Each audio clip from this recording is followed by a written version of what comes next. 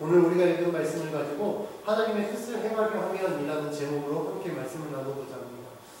우리가 어떠한 물건을 사용하든지 아니 어떤 것을 할 때 그것을 정말 가장 잘 활용하기 위해서는 그것을 만든 사람의 어떤 설명, 그 의도를 잘 파악해야 됩니다. 가장 쉬운 예를 들면 우리 성도님들 라면을 끓일 때 어떻게 끓이십니까? 라면을 끓일 때 사람마다 다 방법이 다릅니다. 저도 요 몇 년 전까지만 해도 라면 그냥 제가 알아서 물도 그냥 제 눈대중으로 하고 그냥 면 익히는 것도 제 그냥 레시피대로 했어요. 근데 그 라면에 대해서 이제 막 사람들이 이야기할 때 라면은 그 라면을 만든 제조사가 말하는 레시피대로 할 때 제일 맛있다 라는 이야기를 듣고 그대로 한번 해봤어요. 거기 이제 라면 봉지 뒤에 보면 대부분 라면 물 550ml 넣어서 끓이고 물이 끓을 때 면과 스프를 넣어서 대략 4분에서 5분 왔다 갔다 하거든요. 그렇게 끓여서 먹을 때 제일 맛있다. 제가 그렇게 했거든요. 근데 정말 맛있더라고요. 그때부터 저는 라면 끓일 때 라면뿐만 아니라 모든 거 있으면 거기에 적혀 있는 대로. 왜냐면 그 결과를 도출하기까지 얼마나 많은 연구를 했겠습니까? 실제로 한 그 프로그램에서 예능 프로그램에서 실제로 그 회사에 나오는 연구진들이 나왔어요. 그래서 그 연구진들이 그거 만들기 위해서 얼마나 많은 걸 먹어보고 또 해보고 실험을 해서 결과를 도출했는지 딱 방송하고 나서 이제는 그렇게 해야겠다라는 생각을 하게 되었습니다. 오늘 우리가 읽은 말씀을 통해서도 우리가 믿음으로 살기를 원한다면, 정말 하나님의 백성으로 살기를 원한다면 우리가 가장 잘 알아야 되는 것이 바로 하나님의 뜻입니다. 왜냐하면 하나님 우리를 구원해주신 이유가 있거든요. 우리를 하나님의 자녀 삼은 이유가 있다는 겁니다. 우리가 하나님의 자녀로 온전한 믿음의 성도로 살기 원한다면 하나님의 뜻을 알아야 되거든요. 그래서 오늘 말씀을 통해서 그 은혜를 함께 나누고자 합니다. 지난주 말씀에서 이제 예수님께서 형제들의 요구에 응하지 않아서 나 유대에 올라가지 않겠다고 말씀했죠. 그런데 예수님은 가셨습니다. 왜 가셨다고 말씀드렸죠? 형제들에게 거부하고 유대에 올라가는 것 자체를 거부한 게 아니라 그들이 요구한 유대에 올라가려고 하는 동기와 어떤 방법들을 거부하셨다라는 거예요. 그리고 예수님이 이제 유대에 올라가는데 지난주 우리가 살펴본 본문에서는 은밀하게 나타내지 않고 올라가셨다라고 말씀하고 있습니다. 그런데 오늘 말씀에 보니까 예수님께서 유대에 올라가신 표면적인 이유는 유대의 절기인 초막절을 지키기 위해서 올라가셨습니다. 그런데 오늘 본문에서 보니까 예수님은 진짜 유대에 올라가신 또 다른 목적이 있었습니다. 그 내용이 오늘 본문 16절에 기록되어 있는데 16절 말씀 같이 한번 봉독합니다. 시작. 예수께서 대답하여 이르시되 내 교훈은 내 것이 아니요 나를 보내신 이의 것입니다. 14절 말씀에서 예수님은 성전에서 가르치셨습니다. 분명히 형제들이 올라가서 가르치시오라고 했을 때 예수님이 거부했거든요. 그런데 가서 가르치신 거예요. 너무 예수님 행동이 맞지 않느냐라고 의문을 제기할 수 있겠지만 좀 전에 말씀드린 것처럼 예수님이 거부한 건 가르치신 그 행위 자체를 거부한 게 아니라 형제들이 요구한 것처럼 자신을 드러내면서 사람들에게 인정을 받고 사람들이 자신을 따르게 하는 이 목적으로 올라가서 가르치지는 않겠다라고 거부하십니다. 그러면 오늘 말씀에서 예수님이 가르치신 것은 무엇이냐? 바로 그 가르치는 행위가 하나님의 뜻이었기 때문에 예수님은 하나님의 말씀을 순종하여 성전에 올라가서 가르치신 것입니다. 그 예수님은 무엇을 가르쳤느냐? 16절의 말씀에 보니까 내 교훈은 내 것이 아니라 나를 보내신 이의 것이다 라고 말씀하셨어요. 즉 예수님이 가르치신 이 가르침은 하나님의 교훈이라는 겁니다. 하나님의 교훈은 곧 우리가 알고 있는 이 복음을 의미합니다. 하나님께서 이 세상을 구원하기를 원하십니다. 그러면 누가 구원을 받을 수 있느냐? 바로 하나님 보내시니 예수 그리스도를 믿는 자가 구원을 받을 수 있다라는 이 복음을 증거하기 위해서 사람들에게 말씀을 가르치셨습니다. 우리는 이 예수님의 삶과 모습을 통해서 하나님께 순종하는 게 무엇인지를 우리는 알 수 있습니다. 예수님의 공생의 전체의 삶을 하나의 키워드, 하나의 주제로 요약하자고 한다면 저는 순종이라고 말씀드리겠습니다. 왜냐하면 예수님의 삶의 모든 것 보면 그것이 다 순종이었거든요. 그 예수님을 순종하기 위해서 또 필요한 여러 가지 것들이 있습니다. 자신을 내려놓은 것도 있었고, 겸손한 것도 있었고, 세상과 타협하지 않는 것들, 이런 것들이 있지만 그 모든 행위들의 궁극적인 목적은 하나님께 순종하기 위함이었다라고 말씀드릴 수 있습니다. 그래서 예수님은요, 자신에게 유익이 되는 일이라고 할지라도 그것이 하나님의 뜻이 아니면 과감히 그것을 포기하셨습니다. 반대로 자신에게 해가 되는 일일지라도 그것이 하나님의 뜻이라고 한다면 예수님은 그것을 마다하지 않으셨습니다. 오늘 우리가 읽은 본문의 상황도 동일합니다. 예수님이 지금 자신을 드러내어 가르치는 행위가 얼마나 위험한지 아시죠? 왜냐하면 지금 유대인들이 예수님을 핍박하고 잡아 죽이려고 지금 눈에 불을 켜고 지금 예수님을 찾고 있는 상황이거든요. 거기에서 예수님이 드러나는 순간 유대인들에게 잡혀갈 수도 있는 굉장히 위험한 상황이었습니다. 그럼에도 불구하고 예수님이 많은 사람들 앞에 나타나서 가르치신 이유는 무엇이겠습니까? 그들을 향한 하나님의 뜻이 있었기 때문이었습니다. 그 자리에서 이 천국 복음을 들어야 됐기 때문에, 그리고 예수님이 그 자리에서 천국 복음을 증거하셨어야 됐기 때문에 예수님은 그 위협을 무릅쓰고 가르치십니다. 왜냐하면 그것이 하나님의 뜻이었기 때문에 그렇습니다. 이런 모습들을 보면 예수님은 정말 하나님의 말씀에 순종하는 분이셨구나 라는 사실을 우리가 알게 됩니다. 예수님이 이렇게 이제 막 말씀을 가르치는데 그 자리에 이제 유대인들이 나타나요. 요한복음에서 말하는 유대인은 누구라고 말씀드렸죠? 유대 지도자들을 의미합니다. 유대인들이 매우 놀라요. 왜 놀라느냐? 그 놀란 이유에 대해서 오늘 보면 15절은 이렇게 얘기합니다. 15절 말씀 같이 한번 봉독합니다. 시작. 유대인들이 놀랍게 여기되 이 사람은 배우지 아니하였거늘 어떻게 이를 아느냐 하니. 유대인들이 예수님 보고 언제 배웠대? 라고 의문을 푸는 이유가 있었어요. 왜냐하면 그들이 알고 있는 예수님은 누구였습니까?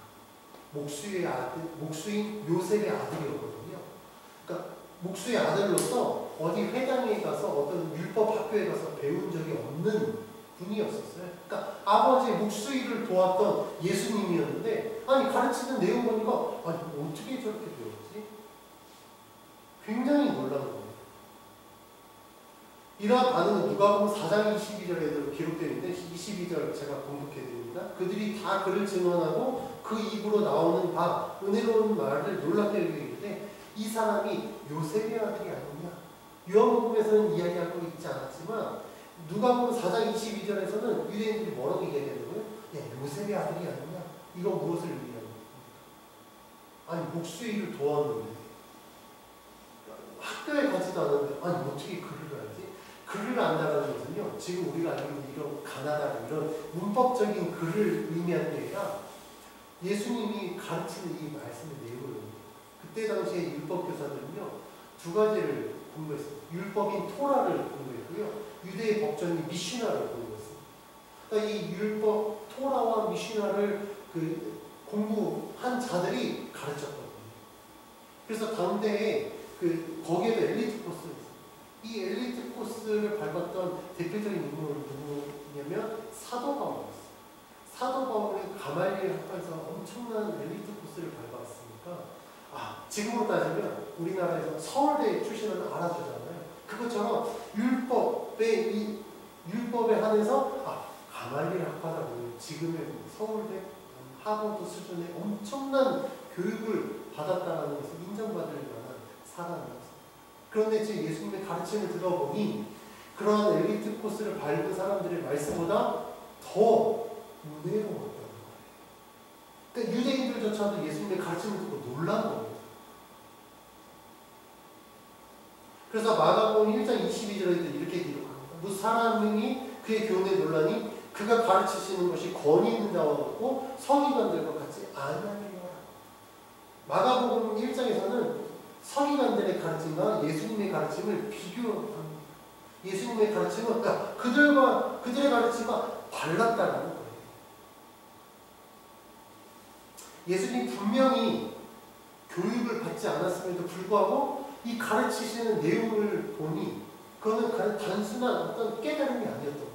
개인적인 깨달음의 차원을 뛰어넘어서 엄청난 엘리트 코스를 봐서 전문적인 교육을 받은 서기관들의 그 가르침의 영역도 뛰어넘어서 굉장한 권위를 갖고 있었다라고 성경은 말씀하고 있습니다.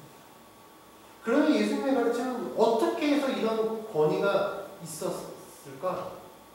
16절 말씀에 기록된 대로 그 교훈은 예수님의 어떤 개인적인 깨달음이 아니라 사람의 깨달음이 아니라 뭐라고 기록합니까? 나를 보내신 이의 것이다. 다시 말하면 하나님의 것이었기 때문에 그렇다는 예수님은 하나님께서 말씀하신 대로 하나님께서 깨닫게 하여 주신 대로 가르치고 증언하셨다라고 말씀하고 있습니다. 예수님의 가르침이 또 다른 이유는 무엇이냐면 이 서기관들, 율법교사들의 가르침은요 자신들이 연구해서 자신들이 깨달은 것을 가지고 가르쳤기 때문입니다. 그런데 이 사람이 깨닫고 사람이 가르치는 것의 한계를 유대인들이 그대로 보여줍니다. 어디에서 그런 한계가 나타나냐면 바로 율법을 해석하고 적용하는 데 있어서 그런 오류들이 나타납니다. 지금 예수님을 죽이려고 하는 자들 왜 죽이려고 한다고 했죠? 베데스다 목가에서 병자를 고쳤는데 그 고친 날이 안식일이었기 때문에. 자, 한번 생각해보죠. 이 율법 하나님이 주셨습니다.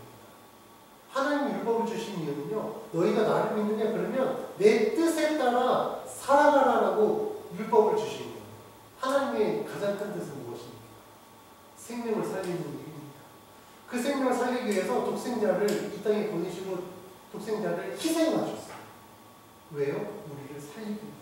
그만큼 하나님께는요 생명을 살리는 일이 그 어떤 것보다도 가장 우선적이었고 가장 중요했어요. 그런데 유대인들은 율법을 어떻게 적용합니까? 생명을 살리는 것보다 안식에 아무것도 하지 않는 게 더 중요했던 거예요. 그러니까 그들의 깨달음, 그들의 그 깨달음 지식이 적용되어지는 이 삶은 하나님과 굉장히 동떨어져 그런데 예수님의 가르침은 전혀 달랐어요. 예수님은요, 그 행위보다, 율법의 행위보다도 더 중요한 건 사람이죠. 생명이죠. 그것이 하나님의 뜻이다. 이렇게 지금 가르치고 있는 겁니다. 그래서 그때 당시에 수많은 무리들이 예수님을 쫓아다닌 이유는 무엇이냐면, 유대인들이 율법에서 딱 규정해서, 너네는 우리와 함께 할 수 없어. 너네는 천하고 너네는 부정한 자니까 예배할 수조차도 없어. 하나님이 아무리 믿고 싶어도 딱 그때 유대 율법의 기준에서 부정한 자로 낙인 찍히면 예배를 드릴 수가 없었던 거예요. 그런데 예수님이 말씀하셨어요. 수가성 여인에게 말씀하셨죠. 하나님은 여기시 예배하는 자, 영화처럼 예배하지. 하나님이 이렇게 예배하는 자들을 찾으시니 놀라운 은혜를 하나님의 은혜를 이 구원의 복음을 예수님이 증거하시니까 사람들이 그 안에서 자유함을 누리고 온전한 예배자, 온전한 하나님의 백성으로 살아가는 길이 열리게 되는 거예요. 그래서 예수님을 따르고 예수님의 말씀을 들었던 거예요. 그렇다 보니 예수님의 이 가르침과 율법교사의 가르침은 정말 하늘과 땅 차이만큼 엄청난 차이가 있었던 거예요. 그 차이에 대해서 오늘 말씀 18절은 이렇게 이해됩니다. 18절 말씀 같이 한번 봉독합니다. 시작. 스스로 말하는 자는 자기 영광만 구하되 보내신 이의 영광을 구하는 자는 참되니 그 속에 무리가 없느니라. 예수님은요, 율법 교사들에 대해서 스스로 말하는 자라고 규정합니다. 앞에서 말씀드린 것 같이 율법 교사들은요, 말씀을 연구하고 가르친다고 하지만 그들은 하나님의 뜻을 깨닫는 것에 집중하기보다 자신들의 어떤 가치관 안에서 말씀을 이해하고 적용하고 해석하려고 했습니다. 그렇다 보니 율법 교사들의 가르침은요, 영생을 얻는 이 구원의 복음보다도 율법으로 인해서 정죄함을 더 우선시 여겼습니다. 그리고 율법을 아무리 연구한다고 해도 율법을 통해서 하나님의 진정한 구원의 의미, 영생을 깨닫지 못했습니다. 그 대표적인 예가 우리가 앞서 요한복음 3장에서 나온 유대의 지도자였던 니고데모, 아니면 공간복음에서 나온 이 부자 청년을 예를 들 수 있습니다. 니고데모가 예수님하고 대화할 때 예수님 거듭남에 대해서 이야기할 때 니고데모는 전혀 그 거듭남에 대해서 이해하지 못했어요. 근데 이 니고데모는 일반 유대인이 아니라 유대 지도자였거든요. 이것이 아무리 율법을 연구하는 율법학자라고 할지라도, 아무리 유대 지도자라고 할지라도 그들은 하나님의 뜻을 깨닫지 못한다는 사실을 알 수 있습니다. 반면 예수님의 가르침은 보내신 하나님의 영광입니다. 그래서 예수님은 그 속에 불의가 없다라고 말씀하셨어요. 실제로 예수님의 가르침은요, 자신의 명예나 이익을 위한 것이 아니었어요. 오늘 본문의 내용은 예수님께서 굉장히 위험한 상황이었음에도 불구하고 예수님은 복음을 전하는 이 말씀을 가르치는 이 행위를 멈추지 않고 주저하지 않습니다. 왜냐하면 자신의 이익을 구하는 것이 예수님의 삶의 목적이 아니라 나를 보내신 하나님의 뜻을 구하는 것이 삶의 목적이었기 때문입니다. 그래서 예수님은요, 이 유대인들의 핍박에 대한 위험을 무릅쓰고 사람들을 가르치셨고, 실제로 예수님의 그 가르침을 받은 사람들에게 놀라운 변화가 일어나게 됩니다. 우리가 예수님의 이 말씀을 통해서 알 수 있는 것은 정말 이 신앙에 대해서 제대로 배우면 하나님의 뜻을 깨닫고 그 뜻대로 행할 수 있다는 사실. 율법교사들이 성경을 연구하고 가르치면서도 하나님의 뜻을 제대로 행하지 못하는 일, 깨닫지 못하는 일, 그들의 깨달은 것 가르침 자체가 잘못 깨닫다는 사실을 증명해 줍니다. 그런데 이런 모습은요, 유대인뿐만 아니라 우리들에게도 동일하게 됩니다. 그래서 성경을 가지고 이야기하는데 그게 정말 하나님의 뜻을 대변하는 것이 아니라 자기 주관적인 것들을 이야기할 때 그걸 풍자하는 표현이 있어요. 그걸 뭐라고 얘기해요? 내가 보고, 하나님을 보고 내가. 근데 이게 굉장히 위험한 행위입니다. 근데 예수님은 하나님의 뜻을 행하는 자는 하나님의 뜻을 분별할 수 있다라고 말씀하는데, 오늘 보면 17절에 이렇게 같이 읽습니다. 시작. 사람이 하나님의 뜻을 행하려 하면 이 교훈이 하나님께로부터 왔는지 내가 스스로 말하는지 알리라. 예수님은 사람이 하나님의 뜻을 행하려 하면 그 가르침이 하나님께로부터 왔는지, 그것이 스스로 말하는 것인지 깨닫게 된다고 말합니다. 다시 말하면 진짜 복음인지 내가 복음인지 분별할 수 있다고 합니다. 여기서 중요한 포인트는요, 하나님의 뜻을 행하려 하는 겁니다. 오늘 말씀 제목처럼 하나님의 뜻을 행하고자 하는 자는요, 하나님은 그들을 의의 길, 생명의 길로 이끄는 것입니다. 내가 주님의 뜻대로 행하겠습니다라고 하면 하나님이 바른 길로 이끌어 주십니다. 절대 곁길로 가지 않도록 하나님이 붙들어 주십니다. 그렇다면 하나님은 어떻게 해서 하나님의 뜻을 분별하고 그 뜻대로 행하게 하실까? 답은요, 보혜사 성령 하나님. 성령 하나님을 하나님께서 우리에게 보혜사로 보내주셨습니다. 왜 성령을 우리에게 보내주셨느냐? 요한복음 14장 27절 말씀에서 이렇게 약속하십니다. 보혜사 곧 아버지께서 내 이름으로 보내실 성령, 그가 너희에게 모든 것을 가르치시고 내가 너희에게 분본 모든 것을 생각나게 하실 것이다 라고 약속하셨어요.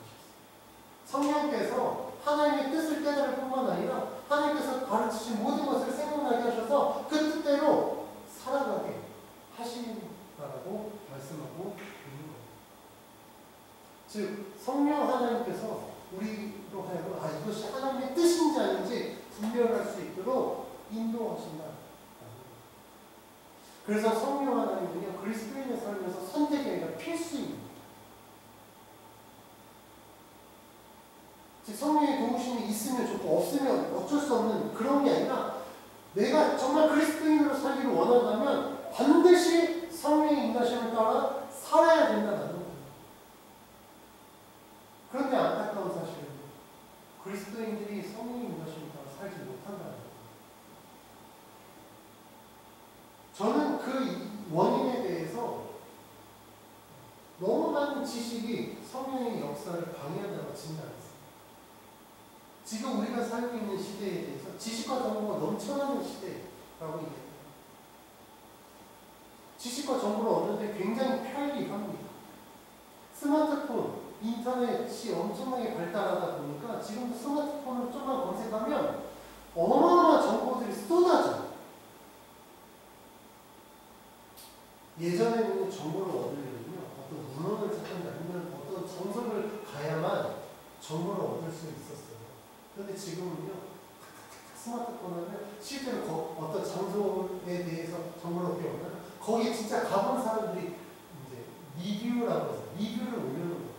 그거 보면 여행 코스도 정할 수 있고 식당도 얻을 수 있고 어떤 정보를 얻으려고 하면 요즘에 워낙 고학력 시대다 보니 실제 전문가들이 그거에 대해서 해설하고 정보를 주기도 합니다. 굉장히 쉽고 빠르게 정보를 얻을 수 있는 이 시대에 살고 있어요. 그런데 유용한 만큼 쉽고 편한 만큼 문제도 발생합니다. 이런 지식과 정보가 넘쳐나는 시대에 가장 독이 되는 가장 위험한 게 뭔지 아십니까? 가짜였어요. 유용한 정보가 많이 있는가 하면 가짜뉴스가 어마어마하게 넘칩니다.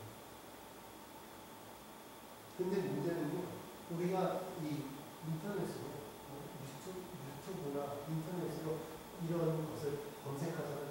몇 번 검색하면 이 검색 엔진이 알고리즘이라는 것을 작동합니다. 그래서 그 검색에 연관된 정보들을 우리 그 스마트폰에 계속 제공해요. 그런데 문제는 그 제공되어지는 정보들 중에 진짜 유익한 정보도 있지만 가짜뉴스도 엄청나게 많은데 이런 정보들이 있네. 그래서 계속해서 그 정보들을 찾아가면 이 알고리즘이 타고 가서 가짜뉴스의 이 소용돌이 안에 우리를 집어넣습니다. 그러면 그 정보들을 얻으면 그때부터는 판단력을 상실합니다. 그리고 가짜뉴스를 진짜 뉴스로 여깁니다. 다시 말하면 굉장한 편향적인 사고를 하게 되고 이로 인해서 현실과 괴리되는 위험성을 갖게 됩니다.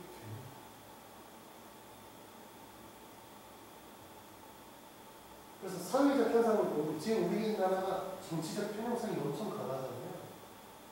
왜 강하지? 이쪽 오른쪽에 있는 유튜버들은요 오른쪽에 있는 그 이야기들이에요. 근데 말도 안 되는데 그 이야기. 왼쪽에 있는 사람들은요 또 거기에 있는 거만 이야기. 그러니까 누군가 중재해주고 합리적 사고를 해줄 사람이 없는 거예요. 다 편향적으로 있다 보니까 이쪽 편에서 여기가 나쁜 놈, 이쪽 편에서 여기가 나쁜 놈. 그렇습니다. 신앙적인 면을 한번 살펴볼까요? 요즘에 이단들도요, 이 인터넷 매체를 얼마나 잘 이용하는지. 드러내놓고, 그런, 아예 요즘 신천지나 이단, 신천지 은혜의 말씀이라도 대놓고 자기네 채널 운영하기도 합니다. 근데 어떤 거는요, 말씀. 예를 들면, 부어, 이렇게 하잖아요. 진짜 복음주의적인 설교자들이 설교하기도 하지만, 잘못한 거 아니고요. 이단들이 숨겨놓고, 마치 그게 복음의 진리인 것처럼 그렇게 이해해요. 근데 그걸 들어보지 못한, 새로운 게 있어요. 그렇다고 하면 여러분들 신앙은요, 생명 끝날 수도 있다. 이런 뉴스와 같이 우리 신앙도 가짜와 전쟁할 수밖에 없습니다.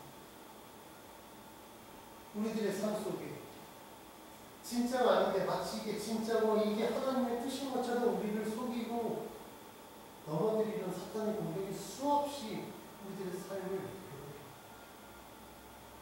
심지어는 어떤 일이 발생하냐면 하나님의 뜻으로 시작했는데 이 과정과 결과가 하나님의 뜻과 전혀 다르다. 근데 왜 이게 하나님의 뜻인 줄 모르고 계속 진행하냐면 사탄이 우리를 공격합니다. 유혹해. 하나님의 뜻으로 시작했잖아. 응답받아서 시작했잖아. 그러니까 이거 하나님 바르게, 너 지금 바르게 가는 거 맞아. 막 기도해서 하나님이 인도하신 대로 한 걸음 한 걸음 하나님의 인도하심을 따라가는 게 아니라 시작은 첫 걸음 하나님의 뜻에 했는데 그 다음 걸음부터는 내 마음대로. 그런데 끊임없이 우리들에게 하나님의 뜻으로 시작했잖아. 바르게 가는 거 맞아. 그게 하나님의 원한다. 끊임없이 우리에게 그렇게 한다니까요. 우리가 조금만 정신줄을 놓으면요, 하나님의 뜻으로 포장해서 내 이익을 추구하고 내 마음, 내가 원하는 대로 살게 된다는 거예요. 우리가 이런 우를 범하지 않게 필요한 건 성령이 인도하십니다. 성령은요, 하나님의 뜻과 나의 욕심을 분명히 구분시켜 주십니다. 하나님의 뜻으로 시작했는데 그 시작으로 내 욕심을 막 추구하려고 할 때 하나님이 거기서 딱 스탑시켜요. 아니요. 그 이상은 아니에요. 그래서 잘못되면 그 발걸음을 다시 수정해서 정말 하나님이 처음 계획하시고 뜻하신 대로 내가 온전히 종점까지 갈 수 있도록 우리의 삶을 인도해 주십니다. 그래서 저는 개인적으로 무엇이 하나님의 뜻인가, 어떤 것이 하나님의 인도하심인가를 분별할 때 저는 늘 세 가지의 검증 과정을 거칩니다. 첫 번째는 그 문제를 하나님께 기도하는 가운데 하나님이 여러 가지 마음의 감동을 주시고 생각들로 여러 가지 것들로 하나님의 뜻을 보여주십니다. 그러면 그 받은 걸 가지고 말씀을 통해서 계속해서 기도하면서 보입니다. 그러면 말씀 묵상이든지 아니면 설교를 듣는다든지 설교를 준비한다든지 이런 가운데 말씀을 계속해서 접하면서 하나님은 그 말씀을 통해서 기도 가운데 주셨던 생각과 마음을 확증해 주십니다. 그럼 이제 세 번째 단계는 저를 위해서 기도해 주는 거죠. 영적 동지들을 내게 오픈하지 않다. 그리고 그 어떤 이야기를 하면서 그들이 기도하는 것을 하나님께서 저에게 주신 마음을 똑같이 그들에게도 주셔서 그들을 통해 저에게 확증하시면 저는 이 세 가지 문제를 어떻게 되면 기도한다고 말씀을 순서합니다. 그런데 만약에 첫 번째 단계에서 주셨는데 진짜 좋은 마음 주셨는데 말씀을 통해서 확증이 안 되면 저는 다시 첫 번째 단계로 돌아갑니다. 다시 기도. 이거 진짜 하나님의 뜻이 맞습니다. 진짜 하나님의 뜻이 맞으면 말씀을 통해서 확증이 되십시오. 근데 말씀을 통해서 확증이 안 되면 하나님 이게 하나님의 뜻이 아닌 줄 알고 제가 다시 기도하겠습니다. 다시 하나님 온전한 뜻을 주십시오. 첫 번째, 두 번째 단계 확증이 됐습니다. 그런데 세 번째 검증 단계에서 답이 없으면 저는 딱 유보시켜놓고 다시 기도합니다. 놀라운 건요, 제가 이런 세 가지 검증 과정을 통해서 시작했을 때 이제껏 단 하나도 하나님이 허투루 하게 하시는 일이 없었어요.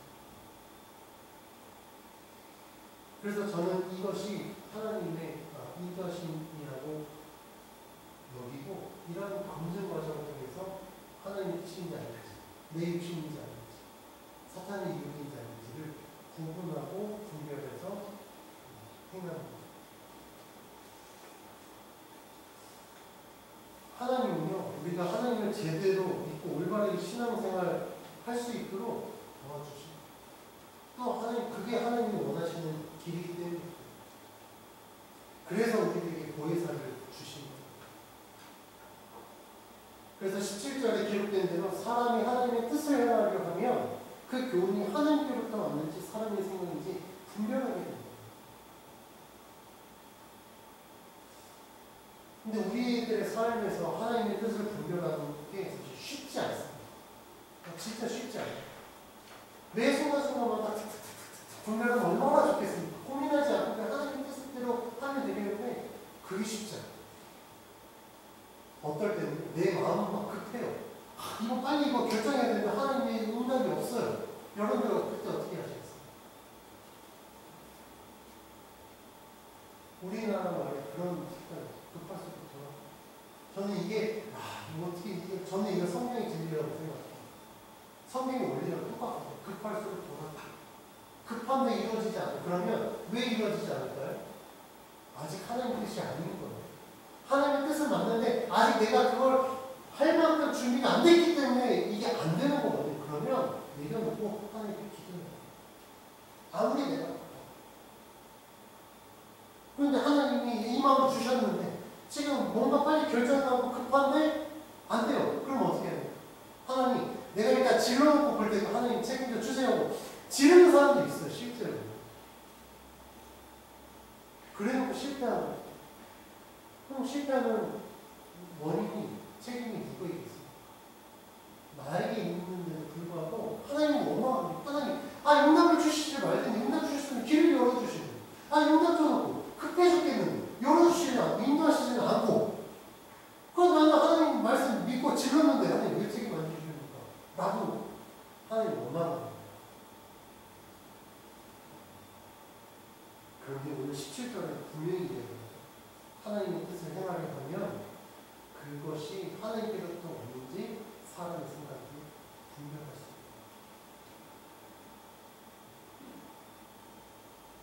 우리가 이 하나님의 뜻을 깨닫기 위해서는요, 거기서 성령이 필요하다고 했잖아요. 그럼 어떻게 하면 성령의 인도하심을 따라 분별할 수 있는가?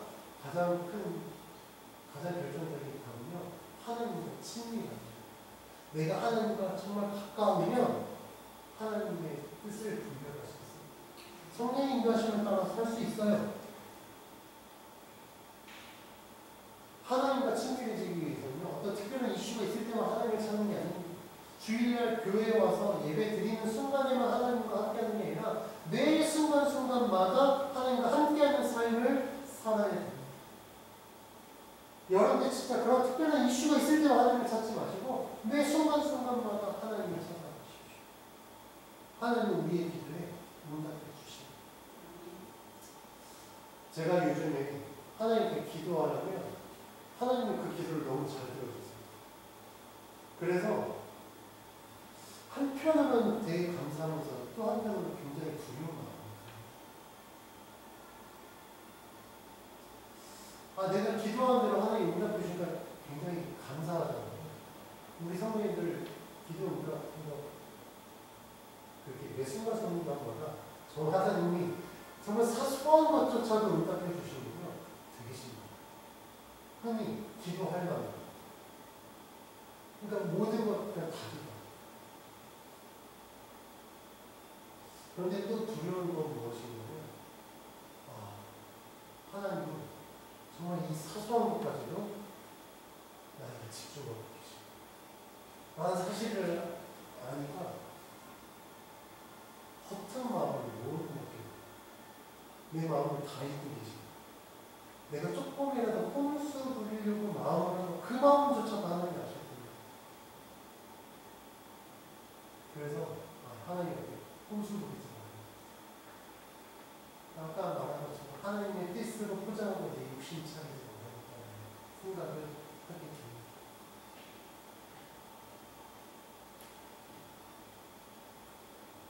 그렇게 그 삶을 살다 보니까 영적으로 더 깨어있습니다. 라는 도전이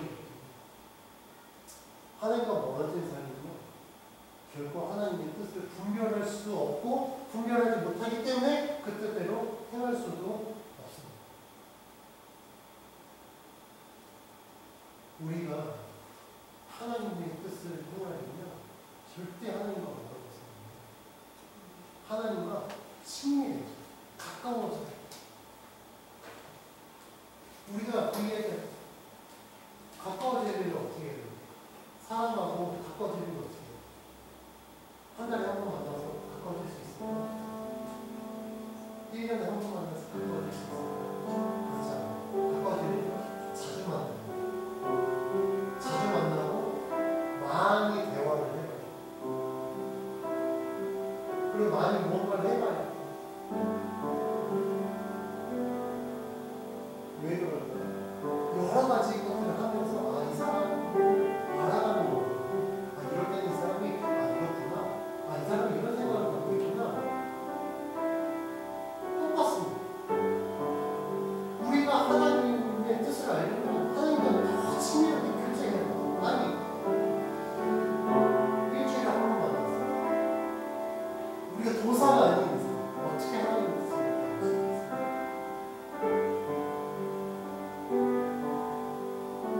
일주일에 한 번, 그것도 우리 예배 시간에 1시간에서 1시간 반 정도 되거든요. 1시간 반 예배드리고 정말 하나님과 가까워질 수 있다면 저희 비교가 제가 배우고 싶습니다. 근데 그게 불가능합니다.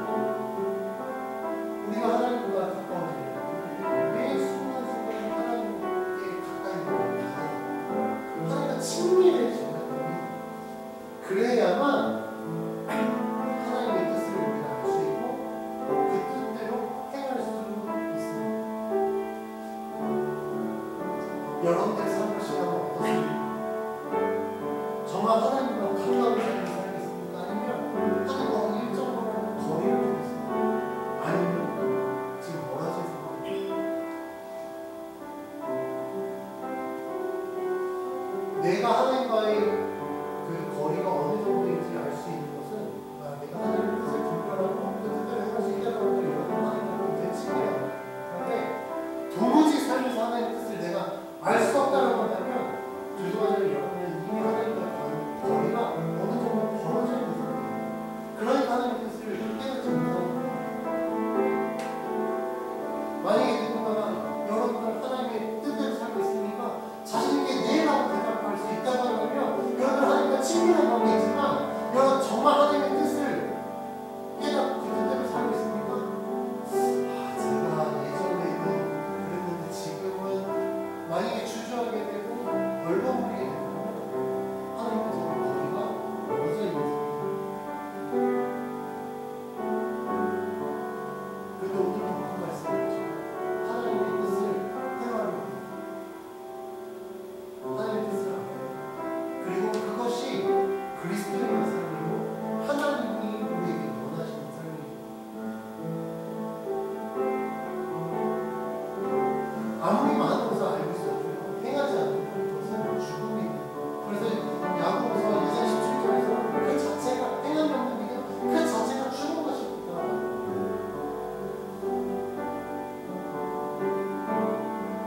하나님께서 우리에게 원하시는 신앙 첫째, 하나님의 뜻을 잘 깨닫는 것, 잘 분별하는 것. 두 번째는 분별하고 끝이 아니라 많이 알았으니까 나는 하나님의 뜻을 잘 아는 자가 아니라 내가 하나님의 뜻을 알고 그 뜻대로 행하고 있어라고 고백하는 신앙입니다. 그래서 우리가 정말 하나님을 원하시는 믿음의 삶을 살기를 원한다면 하나님의 뜻을 분별하고 그 뜻대로 행할 수 있습니다. 그래서 우리가 하나님께 이렇게 기도해요. 하나님, 주님의 뜻을 깨달을 수 있는 지혜를 좀 주십시오. 하나님의 뜻을 깨달았으면 믿음을 결단할 수 있도록 믿음을 주십시오. 그리고 결단과